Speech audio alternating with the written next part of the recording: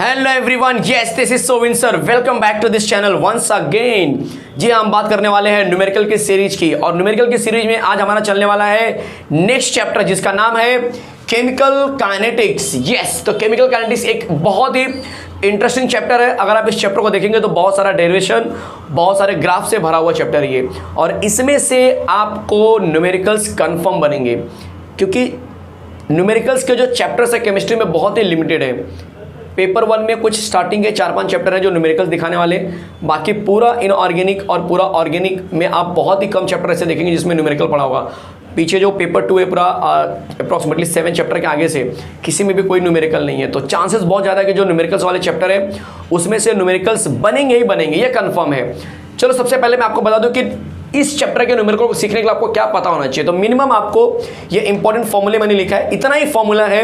अगर आप इतने फॉर्मूले को 2 से 3 बार लिख लेते हैं, अपने नोटबुक में लिख लेते हैं, कहीं पर प्रैक्टिस करते हैं बार बार, तो बस यही फॉर्मूला यूज होने वाला है। पहला फॉर्मूला है एवरेज रेट, बहुत बेसिक सा फॉर्मूला है, बचपन से आप पढ़ते आ रहे होंगे कि जो भी change in concentration upon time, मतलब कोई भी, जैसे अगर मैं बोलता हूँ कि एक्सेलरेशन क्या है तो आप बोलते हैं कि change in velocity upon time, मतलब final velocity minus initial velocity upon time. Physics में आपने ऐसा पढ़ा होगा। वैसे एवरेज रेट का यहाँ पे फॉर्मूला होगा change in concentration upon time, मतलब कोई कॉन्सेंट्रेशन दिया है, फिर वो चेंज हो गया, कुछ नया बन गया, तो उस नए में से पुराने वाले को माइनस करो, टाइम से डिवाइड करो, तो वही आपका एवरेज रेट हो जाएगा। 1 मार्क के क्वेश्चन में इसको रखा जा सकता है, अच्छा क्वेश्चन होगा इसके ऊपर। अगर ए से कोई प्रोडक्ट बन रहा है तो इसका अगर आप बोलेंगे ए क्या हो रहा है आपका, तो ए आपका कंज्यूम हो रहा है, तो कंजम्पशन क्या होगा इसका minus D upon D T, और पी क्या हो रहा है आपका फॉर्म हो रहा है, तो फॉर्मेशन क्या होगा रेट का, तो प्लस में दिखाएं, मतलब ए रिएक्टेंट है जो कि कम हो रहा है और पी समय के साथ बढ़ रहा है, तो ए समय के साथ कम हो रहा है तो माइनस आ गया, पी समय के साथ बढ़ रहा है तो प्लस आ गया। इस बात का ध्यान रखना, D A upon D T, D P upon D T, इस तरह से हम दिखाएंगे। और उसी के बेस पे हम बता सकते हैं कि जो रिएक्शन होता है उसका अगर मुझे रेट लॉ निकालना हुआ, तो अगर मान के चलो कि 2 रिएक्टेंट है मेरे पास, ए प्लस बी से कोई प्रोडक्ट बन रहा है, तो मैं बोलूंगा रेट इक्वल टू कांस्टेंट आता है, इसको हम रेट कांस्टेंट बोलते हैं। के का मतलब है रेट कांस्टेंट, तो के इक्वल टू ए का पावर एक्स बी का पावर वाई।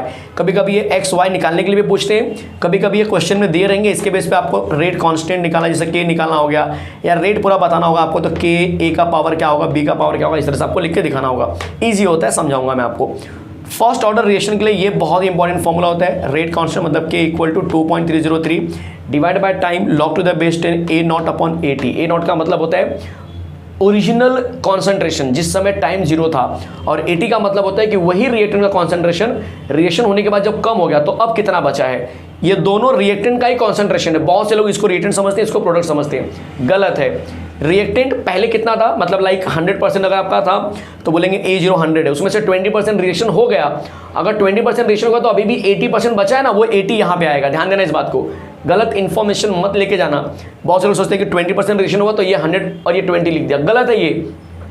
अगर कोई रिएक्शन 100% में से 20% हुआ है तो 100 ये रहेगा, और 20% मतलब कि 80% आपका A0 अभी बचा हुआ है, तो वही A0 80 बन जाता है, तो यहाँ पे 80 आ जाएगा। ठीक है, के इक्वल टू ये आपका उसी के टर्म में, प्रेशर के टर्म में फॉर्मूला होगा। ए नॉट को हम दिखाते हैं पी इनिशियल प्रेशर से, और 80 जो होगा मेरा इनिशियल में से हम क्या करेंगे टोटल प्रेशर, जो डाल्टन्स का प्रेशर होता है बेसिकली हम बोलते हैं, उसको हम क्या करेंगे माइनस करेंगे। ठीक है, तो के equal to 2.303 divide by time log to the base 10 P I, मतलब initial pressure divide by 2 times of initial pressure minus total pressure चलेगा।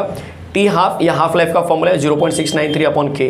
कभी कभी क्या होगा कि इसका के आपको निकालना होगा इस मेथड से, टी हाफ वाले मेथड से, और इस के का वैल्यू आप यहाँ पे रखेंगे और ये नया टी निकालना होगा। तो कभी कभी ये इंटर रिलेटेड हो गया 3 मार्क के लिए, कभी कभी नहीं, 100% ये क्वेश्चन आएगा, श्योर है, क्योंकि ऐसे न्यूमेरिकल्स आपको भरे पड़े हैं इस चैप्टर में।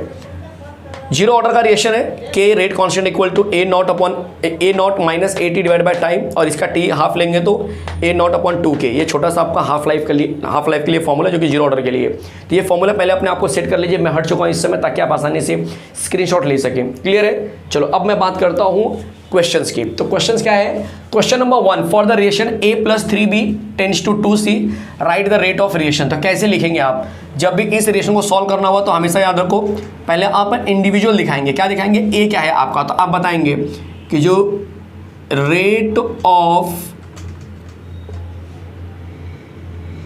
कंजम्पशन बोलेंगे, इसको हम क्या बोलेंगे, कंजम्पशन। रिएक्शन नहीं हो रहा है बट रेट ऑफ कंजम्पशन मतलब कैसे ये यूज हो रहा है। तो रेट ऑफ कंजम्पशन क्या आएगा, D A upon D T, अभी हमने सीखा है, और प्लस में आएगा कि माइनस में आएगा, तो ऑब्वियस है माइनस में आएगा। फिर बी के लिए बता दो, तो आप बोलेंगे रेट ऑफ कंजम्पशन, इसके अंदर भी आ जाएगा कि रेट ऑफ जो कंजम्पशन है, मतलब जो यूज़ हुआ है वो आ जाएगा माइनस, अब ये 3 है तो हमेशा इसको 1/3 मतलब इसको अपॉन में लिखना होगा, जो भी कोएफिशिएंट होगा उसको अपॉन में दिखा देना, कोई टेंशन नहीं है, dB/dt। क्लियर है। फिर जो C बन रहा है उसको हम बोलेंगे फॉर्मेशन, तो यहाँ पे लिखेंगे रेट ऑफ फॉर्मेशन, ठीक है, जो प्रोडक्ट बना है आपके लिए, तो rate of formation equal two plus में आएगा, ये ध्यान देना, तो 1/2 dC/dt, ये आपका आंसर हो गया। बट जितने स्पीड से ये कम हो रहा है उतने स्पीड उसका 1/3 स्पीड से ये कम हो रहा है, और 1 सेकेंड स्पीड से क्या हो रहा है, ये बढ़ रहा है, तो ये सारे क्या है, रेट एक दूसरे के इक्वल रहेंगे। तो देयरफॉर करके आप दिखा देंगे रेट ऑफ जो रिएक्शन होगा आपका यहाँ पे वो क्या होगा बोलो, तो आप बोलेंगे minus dA/dt which is equal to minus 1/3 dB/dt which is equal to 1/2 dC/dt। ये आपका फाइनल आंसर हो गया। कोई डाउट है तो बोलना मुझे, किसी को भी। कितना इजी था, इसको कम किया, इसको कम किया, इसको बढ़ा दिया, क्योंकि प्लस है तो बढ़ाना पड़ेगा। क्वेश्चन नंबर 2 अपने आप में again interesting. For the reaction A + B से P बना है, मतलब A और B मिला है तो प्रोडक्ट बन गया। The rate of reaction is 3.6, तो मतलब हमें, अगर मैं देखने जाऊँ सोल्यूशन की बात करूँ तो हमें रेट ऑफ रिएक्शन दिया हुआ है, तो मैंने यहाँ पे लिख दिया रेट ऑफ रिएक्शन कितना दिया है, 3.6 × 10⁻² मोल पर dm³ सेकेंड इनवर्स। एक चीज़ ध्यान देना, कॉन्सेंट्रेशन सिर्फ मोल पर dm³ होता है, लेकिन उस कॉन्सेंट्रेशन को जब मैं टाइम से डिवाइड करता हूँ तो वो सेकेंड इनवर्स बन जाता है, मतलब अपॉन सेकेंड। तो मोल पर dm³ upon second will be rate of reaction, इस बात का ध्यान रखना। और कॉन्सेंट्रेशन की मैं बात करूँगा तो सिर्फ मोल पर dm³ होता है, जैसे A आपको 0.2 मोल पर dm³ दिया है, राइट, और B आपको क्या दिया है वो भी देख लो, तो B दिया है 0.1 मोल पर dm³। क्लियर है। और बोल रहा है रेट कांस्टेंट निकालो, मतलब आपको K निकालना है, तो K equal to question mark. कोई डाउट है किसी को तो बोलना। अब क्या पूछ रहा है, बोल रहा है कि if the reaction is the first order for A and second order for B। इसका मतलब क्या हो गया कि आप बोलेंगे रेट का जो फॉर्मूला होता है वो ये होता है, देख लो ये दिख रहा है आपको थर्ड वाला formula, rate equal to K A⁴x B⁴y।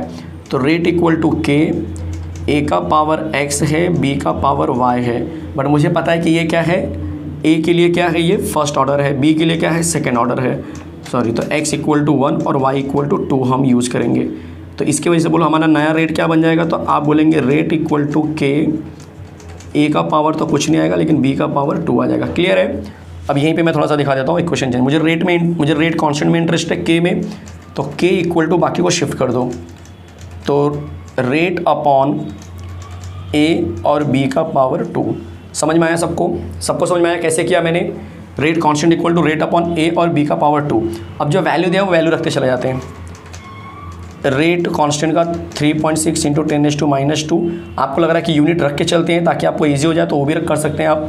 And में इसके यूनिट थोड़े से बहुत सारे बोलते हैं ना, कन्फ्यूजन क्रिएट करेंगे अदरवाइज। तो ये पूरा मैंने यूनिट ऐसे का वैसे कॉपी कर दिया। A मतलब क्या है, A मतलब चेक करो 0.2 है, 0.2 मोल है, फिर अपॉन डेसीमीटर क्यूब, तो वो अल्टीमेटली डेसीमीटर क्यूब माइनस में आ जाएगा यहाँ पे, इंटू B क्या है जरा चेक करो, 0.1 है, तो 0.1 लिख देना और इसका स्क्वायर लेना है, क्योंकि यहाँ पे पावर 2 दिया दिखाई दे रहा है। ये सेकेंड ऑर्डर वाला रिएक्शन है। अब ये भी क्या होगा आपका पूरा का पूरा चेंज हो जाएगा, मोल क्यूब हो जाएगा, सॉरी मोल स्क्वायर हो जाएगा, और डेसीमीटर क्यूब माइनस में आएगा तो -6 हो जाएगा। मतलब अगर मैं इसके यूनिट की बात करूँ तो इसका यूनिट यहाँ पे देखो मैं लिखता हूँ आपके लिए, ये मोल का स्क्वायर हो गया, डेसीमीटर -6 हो जाएगा। क्लियर है। चलो अब K का वैल्यू यहाँ पे सॉल्व करता हूँ, सिंपल मैथ से आप तो आगे कर ही लेंगे। आप देखो मोल कैंसिल हो गया, डेसीमीटर क्यूब कैंसिल हो गया, सेकंड इनवर्स बचा है अभी तक, और यहाँ पे मोल का 2 बचा है, मोल का 6 बचा, वो सब ध्यान देना आप। चलो देखते हैं बाद में क्या बचा है। यहाँ पे 3.6 × 10⁻² है, और ये 10⁻0.2 चलो ठीक है, जरा सॉल्व कर लेते हैं। थोड़ा सा एक बार और दोबारा लिख लेता हूँ मैं, बहुत कन्फ्यूजन लग रहा है वहाँ पे। यूनिट को मैं बाद में देखता हूँ। अब 0.1 का स्क्वायर करेंगे तो क्या आएगा, 0.01 आ जाएगा। देख लो 0.1 × 0.1, बहुत कन्फ्यूजन होता है, दिख रहा है 2 प्लेस पे डेसिमल, तो 0.01। क्लियर है। कोई डाउट है किसी को। अब अगर मैं इसको सॉल्व करूँ तो क्या मिल जाएगा, 3.6 × 10⁻², इन दोनों को मल्टीप्लाई कर दो तो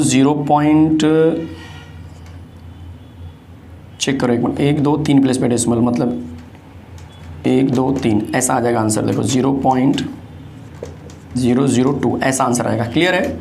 यूनिट में बाद में लिखता हूँ, क्या क्या बचा यूनिट में देख लेते हैं। मोल का स्क्वायर बचा तो मोल को ऊपर ले लो तो मोल इन्वर्स हो जाएगा, और ये मोल का -6 तो ऊपर जाकर +6 हो जाएगा, सॉरी डीएम का +6 हो जाएगा, सॉरी मोल का 2 है ना, यहाँ पे मोल का 2 है तो इन्वर्स 2 हो जाएगा, और -6 था तो +6 हो जाएगा। क्लियर है यहाँ तक?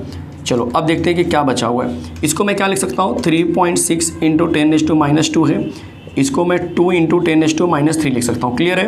अब इसको ऊपर लेके जाओ तो 3.6 / 2 × 10 का पावर, ये प्लस बन जाएगा तो यहाँ पे प्लस आ जाएगा। प्लस का मतलब क्या होगा, सीधा सीधा ये 36 हो गया, देखो इसकी वजह से 10 × 3.6 विल बी 36 / 2, तो आंसर आ गया 18। तो 18 क्या आ गया आंसर, मोल का स्क्वायर और डेसीमीटर का पावर 6, मतलब ये आपका फाइनल आंसर आ गया। आपके मैथमेटिकल्स है, मैथमेटिक्स आपकी चॉइस है, कैसे सॉल्व करना है ये आपके ऊपर है।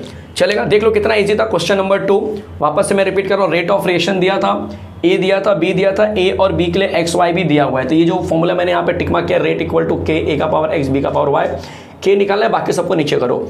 यहाँ तक समझ में आएगा। बाकी मैथमेटिक्स है, अब आपका मैथमेटिक्स कितना अच्छा है ये आपके ऊपर डिपेंड कर रहा है कि आपने कितना अच्छा बना के रखा है। ठीक है, कोई डाउट है किसी को? देख लीजिए कितना अच्छा न्यूमेरिकल्स था ये अपने आप में। 2 न्यूमेरिकल्स खत्म हो गए, आपको पता भी नहीं चला। चलो दिखाता हूँ आपको न्यूमेरिकल नंबर 3। तो जो न्यूमेरिकल नंबर 3 आएगा काफ़ी इंटरेस्टिंग होने वाला है। थोड़ा सा मैं जो बोलते हैं ना एक्स और वाई निकालना है, इस टाइप का न्यूमेरिकल लेता हूँ, क्योंकि ऐसे टाइप के क्वेश्चंस बनेंगे बोर्ड एग्जाम में, एक्स वाई टाइप के, और ये जो के वाला मैंने बताया आपको इस टाइप के 2 टाइप के क्वेश्चंस चांसेस बहुत ज़्यादा होंगे बोर्ड एग्जाम में बनने के, क्योंकि ये न्यूमेरिकल्स को हम काफ़ी इंपॉर्टेंट कैटेगरी में रखते हैं। ठीक है, तो चलो शुरू करते हैं अगला कंटेंट। चलिए तो शुरू करते हैं क्वेश्चन नंबर 3। अच्छा, एक चीज़ जो मैंने इसके पहले न्यूमेरिकल कराया था क्वेश्चन नंबर 2 में, उसमें जो यूनिट था बच्चे ऊपर सेकंड इनवर्स भी था, मैंने ध्यान नहीं दिया। तो जो फाइनल आंसर आएगा क्वेश्चन नंबर 2 का वो कुछ इस तरह से आ रहा था, 18 मोल का पावर -2 तो था ही, डीएम 6 हो गया था, और सेकंड इनवर्स भी पहले से अवेलेबल था वहाँ पे। तो ये फाइनल आंसर होगा, ध्यान देना, यूनिट के साथ बता रहा हूँ मैं। ठीक है, बुक में -6 दिया जो गलत है, इस बात का ध्यान रखना। चलेगा, तो ये फाइनल आंसर आएगा क्वेश्चन नंबर 2 का जो मैंने अभी कराया था। चलो दिखाता हूँ क्वेश्चन नंबर 3, इंटरेस्टिंग होने वाला है। ए और बी को मिलाएंगे तो पी मिलेगा। ए का कॉन्सेंट्रेशन ये दिया है, बी का कॉन्सेंट्रेशन ये दिया है, और जो रेट ऑफ रिएक्शन होगा वो ये दिया हुआ है। पूछ रहा है कि इसका राइट रेट लॉ, मतलब कि इसका इक्वेशन यूज कर रहा है, बट एक्स वाई हमें दिया नहीं है। इस बार हमें एक्स वाई पता लगाना है और वही यहाँ पे पुटअप करके रखना है। समझ में आ रहा है? यही क्वेश्चन है। ऐसे क्वेश्चन आ गए जहाँ पे आपको लग रहा है कि रेट लॉ पूछा जा रहा है, मतलब एक्स वाई पूछा जा रहा है। तो एक्स वाई निकालने का क्या तरीका है, बहुत सिंपल सा तरीका बता रहा हूँ, इसको फॉलो कर लो, मजा आ जाएगा। सोल्यूशन में पहले आप लिखो रेट 1, ठीक है, रेट 1 ले लो, और रेट 1 जो होता है वो पहले दिखा दो कि रेट 1 क्या है। तो रेट 1 आप मान रहे हो के, ए का पावर x मान रहे हो और b का पावर y मान रहे हो। ठीक है, ये रेट 1 है, जहाँ पे 1 का मतलब होता है पहला रीडिंग मुझे रखना है। तो रेट 1 इक्वल टू मैंने कंसिडर कर लिया ए के, ए की जगह पे मैंने रखा है 0.4, पहला रीडिंग कॉपी करना है। b का पहला रीडिंग इतना हो गया आपका। अब ये रेट 1 है, क्या है ये रेट 1 है। रेट 1 का भी वैल्यू दिया होगा आपको, तो रेट 1 की जगह पे रेट 1 का भी वैल्यू डाल दो। क्या दिया है 4.0, तो 4 × 10⁻⁵, इसे इक्वेशन नंबर 1 दे दो। कोई कन्फ्यूजन? अब यही काम क्या करूँगा मैं रेट 2 के लिए करूँगा। तो वापस रेट 2 मैंने लिया है, तो रेट 2 होगा वापस मेरा के, ए का पावर x और b का पावर y। ठीक है, अब रेट 2 मैं कौन सा लूँगा, तो याद रखना आपको देखना है कि कौन सा कॉन्सेंट्रेशन सेम हो रहा है। किसी एक रिएक्टेंट का कॉन्सेंट्रेशन अगर सेम हो गया तो आपको टेंशन खत्म। जैसे यहाँ पे अगर 0.4 यहाँ पे 0.4 होता तो भी मैं यूज़ कर सकता था, या 0.6 यहाँ पे और यहाँ पे 0.6 है, तो मैं दोनों सेम वालों को यूज़ करता। अभी फिलहाल बी वाले का 0.2 है, 0.2 वो कैंसिल हो जाएंगे ना बच्चे डिवाइड करने पे, इसलिए मुझे उनको पहले प्रीफर करना होता है। तो रेट 2 में मैं क्या करूँगा, सेकंड वाले का लूँगा। तो बोलो रेट कितना है उसका, तो आप बोलेंगे रेट है 6 × 10⁻⁵। के वैसे का वैसे रहेगा। ए का वैल्यू है 0.6 का पावर x और इसका है 0.2 का पावर y। ये क्वेश्चन नंबर 2 हो गया। जब कभी भी रेट लॉ की बात होती है तो इस तरह से इतना आपको करना है। अब बाद में क्या करेंगे, डिवाइड इक्वेशन 2/1। ठीक है, इक्वेशन 2 इक्वेशन 1 सिंपल है। प्रोसीजर याद ही कर लो सीधा कि जब भी ऐसा क्वेश्चन आएगा तो आप इक्वेशन को क्या करेंगे, एक रेट लॉ के फॉर्म में लिखेंगे, दूसरा रेट लॉ के फॉर्म में लिखेंगे और उसको डिवाइड कर देंगे। ट्राई करो कि डिवाइड करने का प्रोसेस उसको पहले प्रेफर करो जो कैंसिल होने के चांसेस रहेंगे। अब इसको इससे डिवाइड करना है, मतलब कि 6 × 10⁻⁵ डिवाइड बाय 4 × 10⁻⁵ इक्वल टू के 0.6 का पावर x, 0.2 का पावर y, के 0.4 का पावर x और यहाँ पे 0.2 का पावर y। तो मुझे पता है के कैंसिल होगा, ये पूरा कैंसिल हो गया, ठीक है, ये भी कैंसिल हो गया, 6/4 बचा, यहाँ पर भी 0.6 का पावर x, 0.4 का पावर x। मतलब अगर मैं कंपेयर करने जाऊँ तो मुझे मिलेगा 6/4 इक्वल टू 0.6/0.4 का होल पावर x। चलेगा?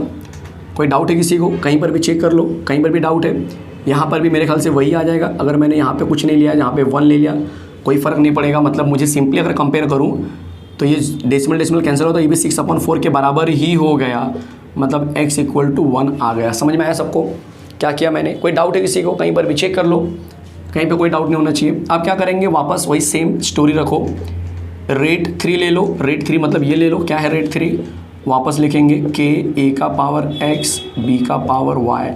तो रेट 3 में आ जाएगा 3.2 इंटू 10⁻⁴। के का वैल्यू वैसे का वैसे, इसको ले लो 0.8 का पावर x, इसको ले लो 0.8 का पावर x और इसको ले लो 0.4 का पावर x, सॉरी y, 0.4 का पावर y। चलेगा?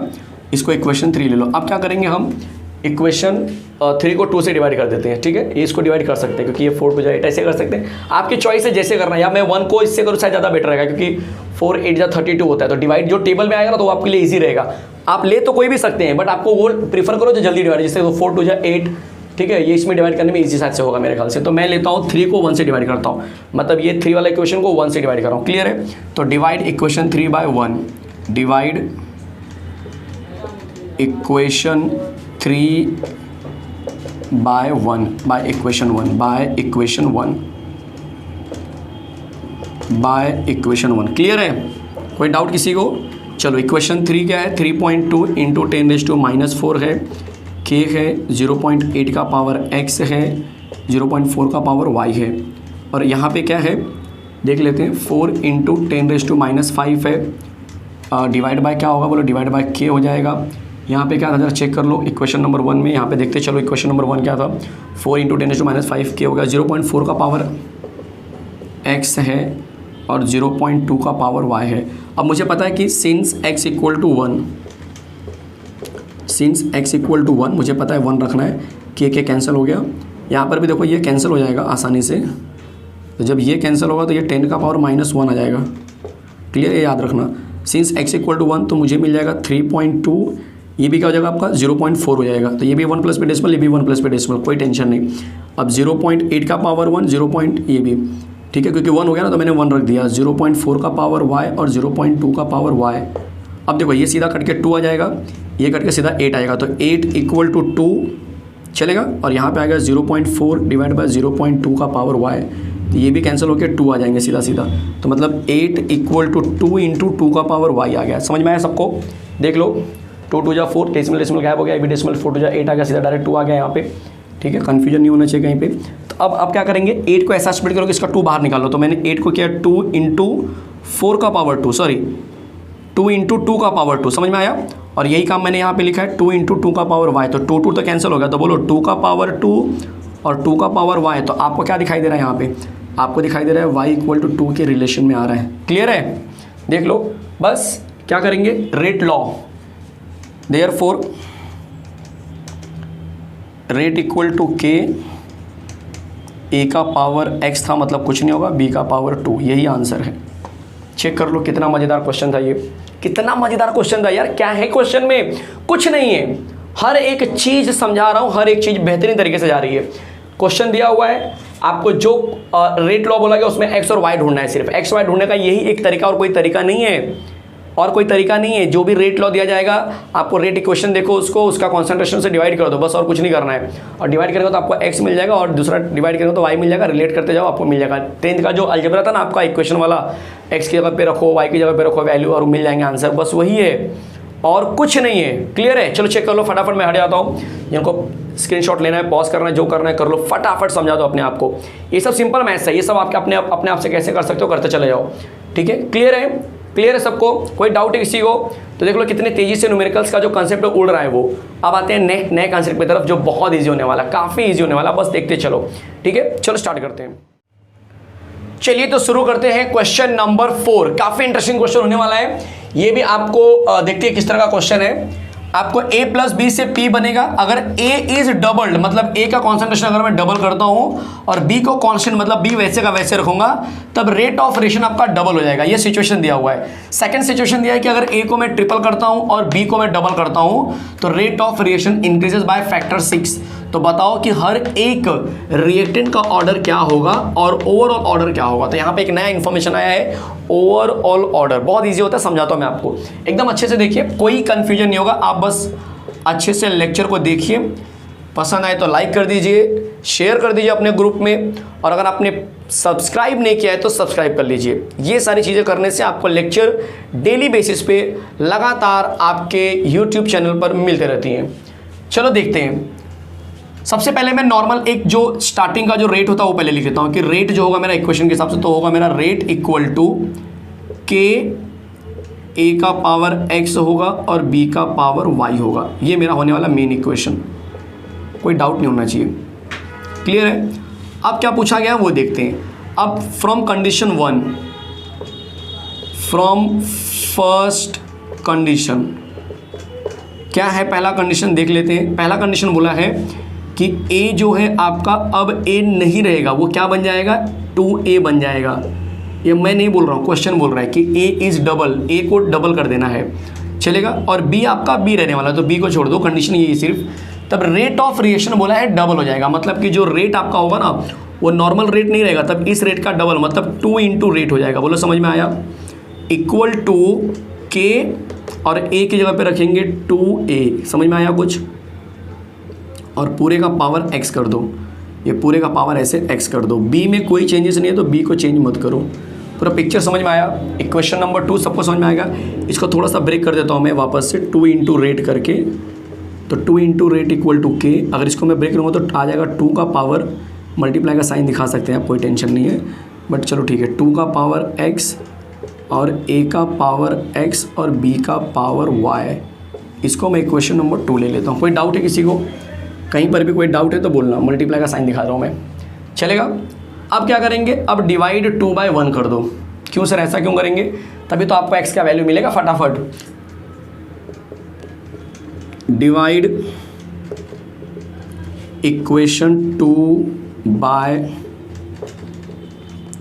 इक्वेशन 1 तो क्या मिल जाएगा, 2 into rate divide by normal rate equal to के इंटू 2 का पावर x इंटू a का पावर x b का पावर y अपॉन यहाँ पे भी आ जाएगा k इंटू a का पावर x और b का पावर y। आप देखेंगे सब कुछ कैंसिल हो जाएगा, मेजर पार्ट कैंसिल हो जाएंगे, दिख रहा है? तो अब क्या बचा, 2 इक्वल टू 2 का पावर x बचा। यहाँ पे कुछ नहीं तो पावर 1 लगा दो, मतलब कंपेयर करने पे x इक्वल टू 1 मिल चुका है। x इक्वल टू 1 मिल गया, मतलब मुझे what is the order of each reactant. तो ईच मतलब x कहाँ पे था, a के पार्ट था, तो a का जो a मेरा रिएक्टेंट है उसका ऑर्डर यहाँ पे 1 होने वाला, वो मैंने पता लगा लिया। चलो फ्रॉम सेकंड कंडीशन देखते हैं कि क्या मुझे मिलता है। फ्रॉम सेकंड कंडीशन, कितना इजी क्वेश्चन आ रहा है, मतलब आप समझ सकते हो। देख लो सेकंड कंडीशन में क्या है, जरा रीड करते हैं। सेकंड कंडीशन में कि if a is tripled and b is doubled, मतलब दोनों को चेंज करने के लिए बोला है। तो a जो है मेरा अब a नहीं रहेगा, उसको ट्रिपल बोला है करने के लिए, तो ट्रिपल मतलब इस तरह से। b जो है अब वो बन जाएगा 2b, ठीक है। तो रेट ऑफ रिएक्शन बोला है कि इंक्रीजेज बाय 6 फैक्टर, मतलब कि आपका 6 इंटू रेट हो जाएगा। जो पुराना रेट था ना उसका वो 6 गुना बढ़ गया, तो 6 इंटू रेट इक्वल टू क्या हो जाएगा बोलो, k a की जगह पर रखेंगे 3a, इस तरह से पूरा ब्रैकेट करके x लगा दो, और b की जगह पर रखेंगे 2b, क्योंकि डबल बोला है करने के लिए, पूरा ब्रैकेट लगा के y लगा दो। क्लियर है? आप इसको ब्रेक कर दो, k अलग होता है, 3 का पावर x होता है और a का पावर क्या होता है, वो भी x होता है, फिर इंटू 2 का पावर y होता है और b का पावर भी y होता है। ये जो होता है वो 6 इंटू रेट होता है। क्या करेंगे आप, बहुत प्यारा सा कंसेप्ट है, इसको इक्वेशन नंबर 3 दे दो और यहाँ पे दिखा दो डिवाइड इक्वेशन 3/1। 3 को 1 से डिवाइड करो। 1 से क्यों करेंगे, क्योंकि 1 इनिशियल है ना, वहीं से कंपेयर करना होगा आपको। डिवाइड इक्वेशन 3/1 क्या मिल जाएगा, जरा चेक कर लो। तो 6 into rate divide by rate equal to K upon K, no doubt.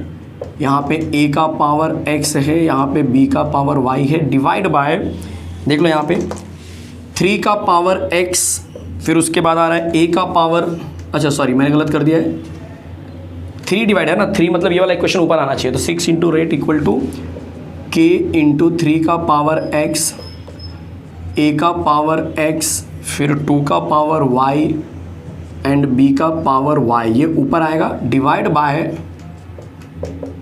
के a का पावर x और b का पावर y। चेक करो मैंने क्या किया, डिवाइड 3 बाय 1, मतलब 3 वाला ऊपर होगा 1 वाला नीचे होना चाहिए। तो देखो 3 वाला ऊपर हो गया 1 वाला नीचे, रेट तो कट जाएगा, कोई डाउट नहीं है, के कट जाएगा, a का पावर x, a का पावर x, b का पावर y, ये सब कट जाएंगे।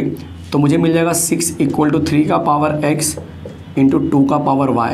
बट हमें पता है सिंस x इक्वल टू 1 हमने अभी भी पता लगाया है, तो 6 इक्वल टू 3 का पावर 1 हो जाएगा इंटू 2 का power y।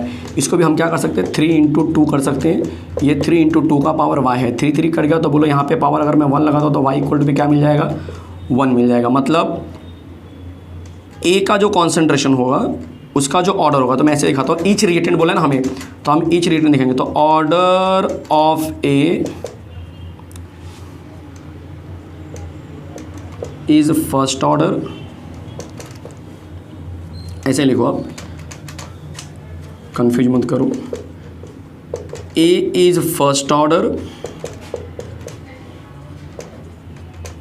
And B is first order and overall second order. अब ये कैसे पता चला सर, तो बहुत सिंपल है, a का पावर 1 मतलब a का पावर 1, b का पावर 1, 1 + 1 2, तो इसको बोलते हैं ओवरऑल ऑर्डर। तो ओवरऑल ऑर्डर क्या आ गया, सेकंड ऑर्डर आ जाएगा। कोई डाउट है किसी को कहीं पर भी, चेक कर लो, कितना मजेदार न्यूमेरिकल था ये, बहुत इंटरेस्टिंग लग रहा है ये, तो देख के लग रहा है कि कितना अच्छा होगा ये, मतलब कोई हेडेक नहीं, कुछ टेंशन नहीं, सिर्फ बच्चों वाला जो बोलते हैं ना रेट आपको खेलना है, कंसल्ट करना है और आपको आंसर मिल जाएंगे, है कि नहीं। आ रहा है समझ में क्या बोल रहा हूँ मैं, क्लियर है सबको। मैं हट जाता हूँ ताकि आप आसानी से हर एक चीज़ को कॉपी कर लो, हर एक चीज़ का नोट्स बना रहे हैं या फिर हर एक चीज़ का स्क्रीनशॉट ले रहे हैं, अपने पास रख रहे हैं, डायरेक्टली आपके पास होना चाहिए at the end of the exam, बस और कुछ नहीं। क्लियर है, प्रैक्टिस के लिए तो कोई टेंशन नहीं है आपको, क्लियर है हर एक चीज़। आगे बढ़ूँ मैं, चलो तो आगे चलते हैं अगले क्वेश्चन की तरफ। क्वेश्चन नंबर ये 4 कंप्लीट किया, अब क्वेश्चन नंबर 5 की तरफ बढ़ते हैं। चलो शुरू करते हैं, चलिए तो शुरू करते हैं क्वेश्चन नंबर 5। बहुत इंटरेस्टिंग क्वेश्चन लग रहा है देख के ही, चलो समझाता हूँ मैं आपको। ऐसे क्वेश्चंस में गिवन डेटा का इंपॉर्टेंस हो जाता है। देखते क्या क्या दिया हुआ है, the half life of first order reaction is 990 second, मतलब कि टी हाफ हमें दे दिया है 990 सेकेंड, क्लियर है। टी हाफ लाइफ को हम टी हाफ दिखाते हैं। उसके बाद बोला है the initial concentration of reactant is, initial का मतलब हो गया A0 की बात हो रही है, तो A0 दे दिया है 0.08 मोल पर डेसीमीटर क्यूब, चलेगा।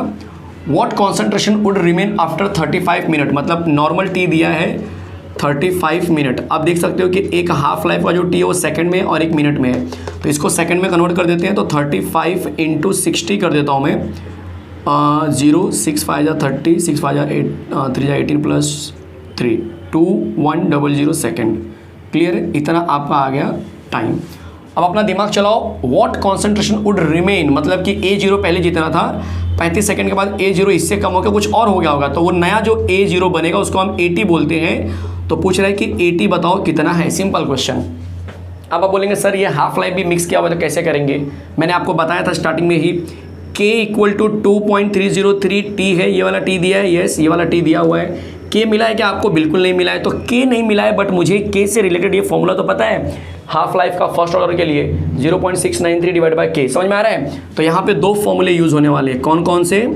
तो पहला जो यूज़ होगा वो ये होगा कि K का वैल्यू निकालना है ना मुझे, तो K = इस K को यहाँ ले लो, हाफ को यहाँ डाल दो, तो K = 0.693 T हाफ, एक ये फॉर्मूला यूज़ होगा। और दूसरा इसी K का यूज़ करके मैं ये T निकालूंगा, सॉरी ये 80 निकालूंगा। फिलहाल ये फॉर्मूले को इसी फॉर्म में रखो, क्योंकि आप इसको लॉग को हटाना पड़ेगा, जो आगे थोड़ा सा आपको एंटी लॉग यूज़ करना पड़ेगा, तो वो मैं बताऊँगा सॉल्व कराते समय। अभी फिलहाल आप इतना याद रखो, चलेगा, कि ये 2 फॉर्मूले यूज़ होने वाले हैं। कोई डाउट है किसी को तो बोलना कहीं पर भी। चलो सॉल्यूशन देखते हैं कैसे सॉल्व करेंगे। तो पहले मैं k का वैल्यू निकाल लेता हूँ। तो k equal to 0.693 divide by t half है 0.693 डिवाइड बाई 990 चलेगा। तो ये आपको k का वैल्यू देगा। अब अपना दिमाग चलाओ फटाफट कैसे सॉल्व करेंगे, आपकी चॉइस है, कैसे भी सॉल्व करो। अगर मैं आपको बोलूँ सॉल्व करने के लिए तो इसको 1000 से मल्टीप्लाई कर दिया मैंने, देखो, और इसको भी क्या किया मैंने 1000 से मल्टीप्लाई किया। ऊपर बन जाएगा 693 और नीचे बन जाएगा 99 इंटू 10⁻⁴, जो कि ऊपर जाके बन जाएगा 10⁻⁻⁴। और इस नंबर को मैं क्या करता हूँ, आसानी से डिवाइड कर लेता हूँ। ये तो मैं कर सकता हूँ डिवाइड, ठीक है। 999 को डिवाइड करना, आपको डिवाइड करना है 693 डिवाइड बाय, मतलब अब ये 100 ही मान के चलो, तो 100 लेंगे तो ये लगभग 6 टाइम जाएगा, बराबर ना, 6 टाइम। तो 6 टाइम जाएगा तो कितना हो गया, 6 9 जा 54, करेगा 5, फिर 6 9 जा 54, 54 प्लस 5 59, इतना कुछ आ रहा है। चलो देखते हैं, 13 में से 4 गया 9, यहाँ पे आ जाएगा 8, 18 जाएगा तो 9 0, मतलब यही आंसर आ गया। फिर उसके बाद ये आंसर आ नहीं सकता, लेकिन ये आंसर आएगा क्या, वापस चेक करूँ एक बार ज़रा, मैं वापस चेक कर लेते हैं एक बार। 99 इंटू 6 करना था ना मुझे,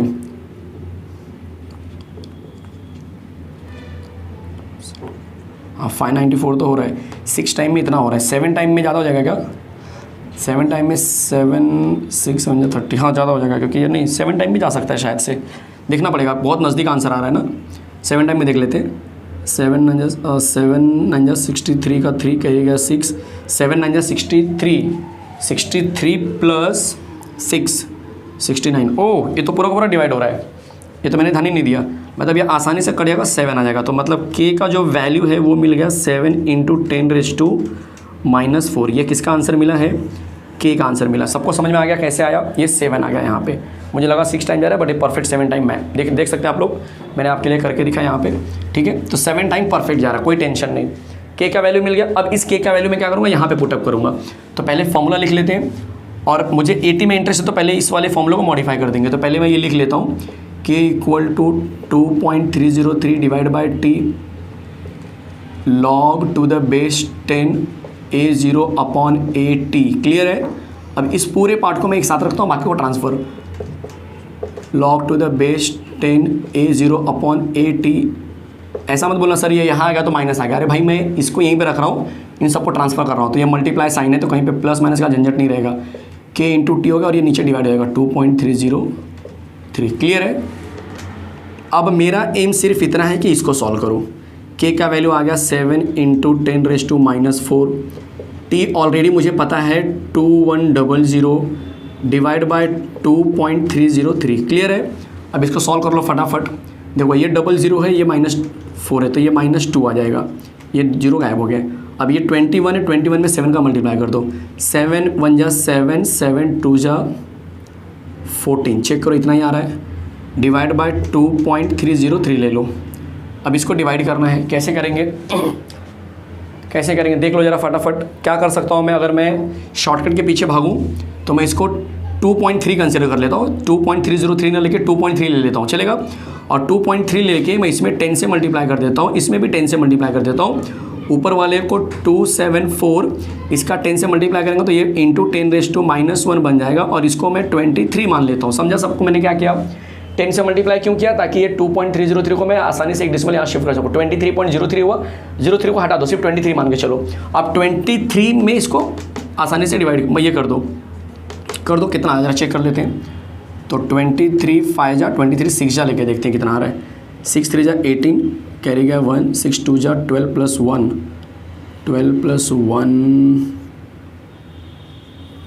13 138। चलो ठीक है, शायद ये नज़दीक जाएगा। तो 23 में आ गया तुम्हारा कितना, 6 टाइम 138। 17 में से 8 गया तो 9 बचेगा, 0 0 फिर आ गया। फिर उसके बाद डेसिमल लगा दो। 23 5 जा तो नहीं जाएगा, 24 4 जा जाएगा। हाँ 4 जा सकता है, 4 जा भी नहीं आएगा शायद से। देख लो 23 4 जा कितना हो रहा है, 12 92 हो रहा है, मतलब 23 3 जा जाएगा। फिर ये 23 3 जा कितना होगा देख लो ज़रा। 3 3 जा 9, 2 3 जा 6, 3 3 जा 9, 2 3 जा 6, 69। वापस 10 में से 9 गया 1, यहाँ पे आ जाएगा 8 में से गया 2, फिर ये 0।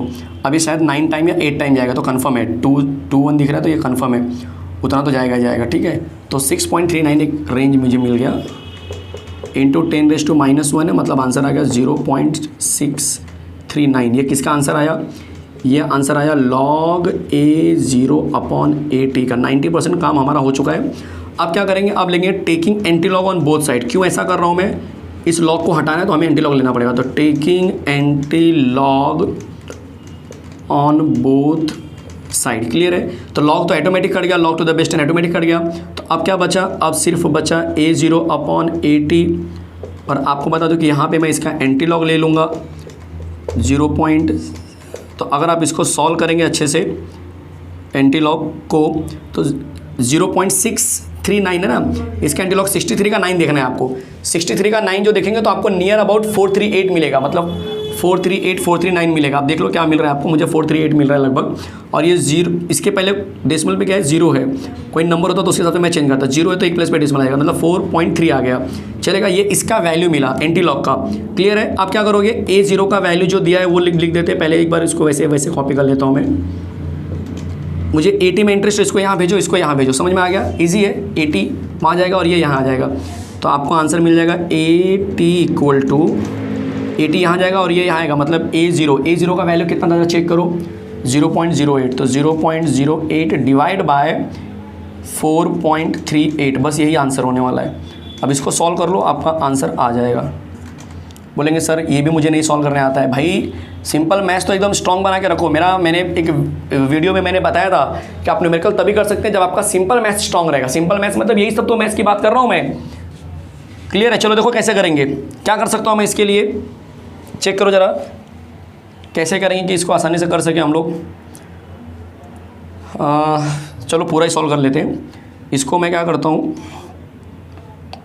इसको मैं 10,000 से मल्टीप्लाई, इसको भी 10,000 से मल्टीप्लाई, ऐसे टाइम पास कर रहे हैं। ये 2 डेसिमल गायब हो गया, मतलब 800 आ गया। यहाँ पे 2 डेसिमल गायब होगा, 2 0 से बचेगा 2 0, तो 438 × 10⁻²। क्लियर है, क्लियर है। अब क्या करूँगा, इसको सॉल्व कर दो और ये 10⁻² ऊपर ले लेना -2 में। तो ये तो कर सकता हूँ मैं। 800 डिवाइड बाय 438, 1 टाइम जाएगा शायद से, ये 438 1 टाइम जाएगा। 10 में से 8 गया 2, यहाँ पे आएगा 9, 6 यहाँ पे आ जाएगा, कितना बच्चे 7, तो 3 आ जाएगा। फिर ये डेसिमल लगाया, 0 लगाया, 3620 मतलब ये लगभग 8 बार जाएगा, चलेगा।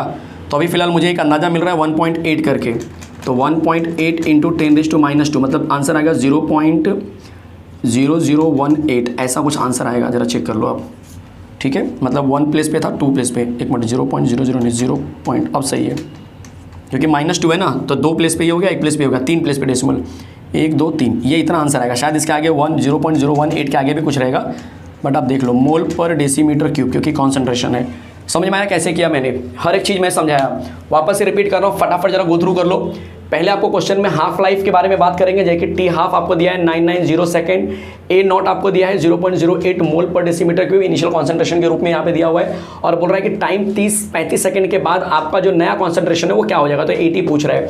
तो आपको T हाफ दिया है, इसकी मदद से मैं K का वैल्यू निकाल लूँगा। देखो मैंने इसकी मदद से K का वैल्यू निकाल लिया, ये K का वैल्यू मैंने यहाँ पे पुटअप किया, और यहाँ पे पुटअप करके मैंने, ये देखो ये फॉर्मूला मैंने इस तरह से मॉडिफाई करके बनाया, K का वैल्यू पुटअप कर, सिंपल मैथ्स उसके आगे सिंपल मैथ्स है। यहाँ पे लॉग हटाने के लिए मैंने एंटी लॉग यूज़ किया हुआ है, और जैसे ये लॉग हटेगा तो यहाँ पे एंटी लॉग लगेगा, एंटी लॉग का वैल्यू ये हो गया, उसके आगे सिंपल मैथ्स A0/80 है। बहुत से लोग यहाँ पे कंफ्यूज होंगे सर 80 निकालना है, तो लोग क्या करते हैं, सीधा सीधा इसको नीचे भेज देते हैं। ऐसा नहीं है बच्चे, ये यहाँ जाएगा और ये यहाँ आएगा, एक्सचेंज ऑफर चल रहा है, सिंपल एकदम क्लियर है। लास्ट में आंसर मिलेगा 0.018, शायद आगे और करेंगे तो और भी मिलेगा, बट ठीक है, इतना आपने किया तो बड़ी बात हो जाएगी। कोई डाउट है किसी को? कहीं पर भी चेक कर लो कितना मजेदार न्यूमेरिकल था। देखो इसका और इसका दोनों का यूज़ एक ही न्यूमेरिकल में आ गया, क्लियर है, चलेगा। 0 ऑर्डर के मैंने न्यूमेरिकल तो बहुत ही कम देखे, मैंने देखा ही नहीं, समझो ऐसा मान के चलो। तो ज़्यादा करके ये कंफर्म क्वेश्चन होंगे, ये याद रखो। न्यूमेरिकल नंबर 3, 4 वाले के ऊपर आएंगे ही आएंगे, ये दोनों न्यूमेरिकल इसके इस फॉर्मूले के ऊपर छप गया पेपर में, ये मान के चलो 100% छप गया पेपर में, कंफर्म क्वेश्चन होंगे ये, ठीक है। तो डरने की जरूरत नहीं है, सर कंफर्म होगा तो मैं क्या करूँ? अरे आपको क्या करना है, आप न्यूमेरिकल की सीरीज चल रही है, उसको एंजॉय करो, प्रैक्टिस करो, चलेगा। हर एक चीज़ तो समझा रहा हूँ मैं आपको, तो बिल्कुल डरने की जरूरत नहीं है। सोविन सर आपके साथ खड़े हैं, बिल्कुल डरने की जरूरत नहीं है। जिनका चैप्टर बहुत अच्छा पढ़ के हो गया, जिनका नहीं पढ़ के हुआ है, नहीं पढ़ के हुआ तो डरने की क्या जरूरत है। बच्चे आप शुरुआत तो करो। अरे 8-10 चैप्टर कर सकते हैं आसानी से, भी 20 दिन बाकी है। वन शॉट लेक्चर देखो, वीडियोस देखो, न्यूमेरिकल की सीरीज़ देखो, रिएक्शन की सीरीज़ देखो, चलेगा, आसानी से कर लेंगे, कोई टेंशन नहीं है। ठीक है, इंपॉर्टेंट क्वेश्चंस करो, कोई टेंशन नहीं है। ठीक है, हर एक सब्जेक्ट में ऐसे ही प्लानिंग करो, आपका हो जाएगा। तो इस तरह से हमारा केमिकल काइनेटिक्स जो चैप्टर है बच्चे, उसका न्यूमेरिकल मैंने खत्म कर दिया है। बिल्कुल यही आप सुन रहे हैं, बिल्कुल सही सुन रहे हैं। ये जो आपको फॉर्मूले दिख रहे हैं, इस फॉर्मूले का यूज करके मैंने आपको 5 न्यूमेरिकल कराया है, 5 अलग अलग टाइप के, और इसी टाइप के न्यूमेरिकल्स आपके बोर्ड एग्जाम में बनने वाले हैं। फॉर्मूले तो इतने से ही सिर्फ है, और न्यूमेरिकल तो इससे भी कम आएंगे। ऐसा नहीं कि सारे फॉर्मूले के बेस पे न्यूमेरिकल्स आने वाले हैं, बहुत ही कम आते हैं। और न्यूमेरिकल्स को पहचानने का अच्छा तरीका होता है कि आप उसका गिवन डेटा लिख लीजिए, आपको पता चल जाएगा कि क्या फॉर्मूला यूज होने वाला है। केमिस्ट्री के न्यूमेरिकल्स में बहुत ज्यादा घुमावदार नहीं होने वाले, बहुत ज्यादा रोटेशन नहीं होने वाला है, पेपर इजी आने वाला है। इसका मतलब ये नहीं कि आपको सिर्फ और सिर्फ बोलते हैं ना ABCD पूछेंगे या 1 2 3 पूछेंगे जैसे सीनियर जूनियर का पेपर होता है बच्चे, वैसा नहीं आने वाला है। पेपर इजी का मतलब है कि न्यूमेरिकल्स जो क्वेश्चंस होते हैं वो टेक्स्ट बुक के रहेंगे, बहुत ज़्यादा आउट ऑफ द बॉक्स नहीं देंगे, ज़्यादा एडवांस लेवल के क्वेश्चंस नहीं देंगे।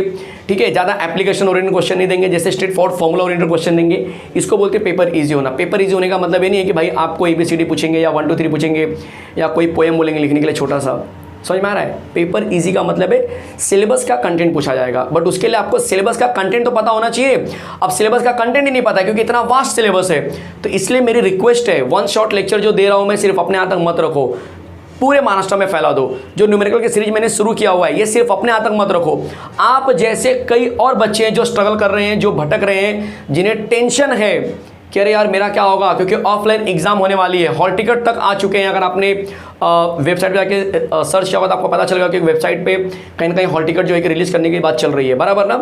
तो ये सारी चीज़ें को ध्यान में रखते हुए आपको सिर्फ और सिर्फ एक ही ऑप्शन बचा है, और वो होता है आपका स्टडी, पढ़ाई करने का कॉन्सेप्ट या पढ़ाई करने का जो स्कोप है, पढ़ाई करने का जो बोलते हैं ना पार्ट है, सिर्फ वही बचा हुआ है और कुछ नहीं बचा है। अगर आप सोचेंगे कि मोर्चा निकालने जाऊँ मैं, ऑफलाइन को ऑनलाइन में कन्वर्ट करने जाऊँ, एग्जाम कैंसिल करा दो, भाई वो सब चीज़ें खत्म।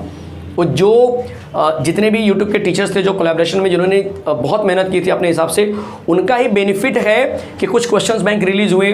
ठीक है, कुछ चीज़ें प्रेस कॉन्फ्रेंस में वर्षा मैडम ने सामने आकर क्लियर किया। अदरवाइज कैसा कि हम अंधेरे में जी रहे थे कि ठीक है ये टाइम टेबल दिया ना, 10 टाइम टेबल है, ऐसे बहुत सारी चीज़ें जो है कि बोलते ना क्लियर नहीं हो रही थी, बट टीचर की मदद से काफ़ी चीज़ें क्लियर हो गई। बट बहुत सारी चीज़ें जो होनी चाहिए तो वो नहीं हो पाई, नो डाउट आपके सेल्फ सेंटर हो गए। बट अगेन सेल्फ सेंटर का मतलब ये नहीं कि भाई आपको कॉलेज में आपको छापने के लिए देने वाले, सच बता रहा हूँ ऐसा कोई नहीं करने वाला है। कोई भी कॉलेज, चाहे छोटा कॉलेज हो चाहे बड़ा कॉलेज हो, कोई भी कॉलेज आपको कॉपी करने की परमिशन नहीं देगा, याद रखना। एक्सटर्नल बाहर से आ सकते हैं, नहीं आ सकते, वो बोर्ड का लुकआउट है। 90% तो बाहर से नहीं आएंगे क्योंकि सर्कुलर में शायद बोला गया है कि जो सीनियर टीचर्स होंगे वही एक्सटर्नल का रोल प्ले करेंगे। तो सीनियर टीचर्स एक्सटर्नल का रोल प्ले करेंगे तो सीनियर टीचर चीटिंग नहीं करने वाले। ठीक है, कोई भी टीचर चीटिंग नहीं करेगा, वो यही चाहेगा कि बच्चे फेयर मतलब सबके लिए होना चाहिए। ठीक है, क्योंकि उनका नाम खराब होगा बच्चे जाके, क्योंकि अब क्या होता है क्लास में जो बच्चे पेपर लिखते हो जाके बाहर बताते हैं हमारे यहाँ पे तो फुल फ्रीडम है, तो वो नाम खराब होता है स्कूल या कॉलेज का। इसीलिए कोई भी स्कूल कॉलेज अपना नाम खराब नहीं करवाना चाहेगा सिर्फ आपके लिए। आपका एडमिशन हो चुका है, उनके यहाँ से आप 12th पास आउट करके निकल जाओगे, आपको उनको कुछ मिलने वाला नहीं है। इसीलिए कोई कॉलेज आपको कॉपी करने की परमिशन नहीं देने वाले, तो उस अंधेरे से बाहर निकलो। जो ये सोच के बैठे कि कॉलेज का सेल्फ सेंटर है, मेरे टीचर से बहुत पहचान है, टीचर आपको उस दिन पहचानेंगे नहीं, गारंटी ले लो, उस दिन टीचर आपको पहचानेंगे नहीं, कोई सर नहीं पहचानेगा।